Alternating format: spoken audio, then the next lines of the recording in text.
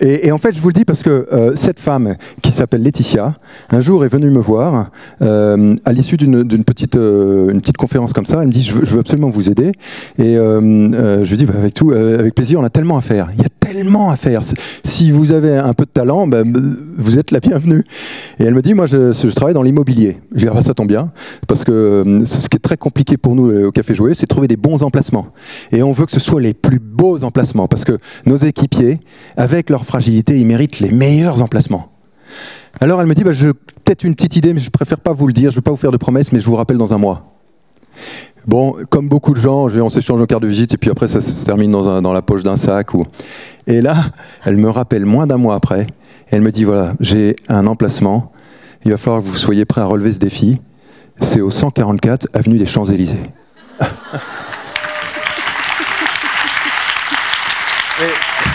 Et ça, Marie, pour nous, ça a été fondateur, parce que vous imaginez une petite start-up qui s'installe sur la plus belle avenue du monde. C'est remettre les personnes en situation de handicap au plus haut niveau. Et pour le monde entier, c'était montrer une image de la France inclusive. On était tellement fiers. Et Laetitia, parce que c'est une femme, vraiment j'en suis sûr, elle s'est dit, je vais faire bouge ta boîte, bouge ton groupe. Elle a fait bouger son groupe, qui s'appelle Groupama, et elle a siégé mais elle l'a fait, et elle a réussi à convaincre tout le COMEX de Groupama, coûte que coûte. Et même si ça pouvait coûter son job, elle l'a fait. Parce qu'elle s'est dit, il n'y a pas de raison, cet emplacement est vide, on va le donner au Café Joyeux. Et ce qui est dingue, c'est qu'au début, on dit oui du bout des lèvres. Ouais, parce qu'elle t'a dit, il faut être réactif.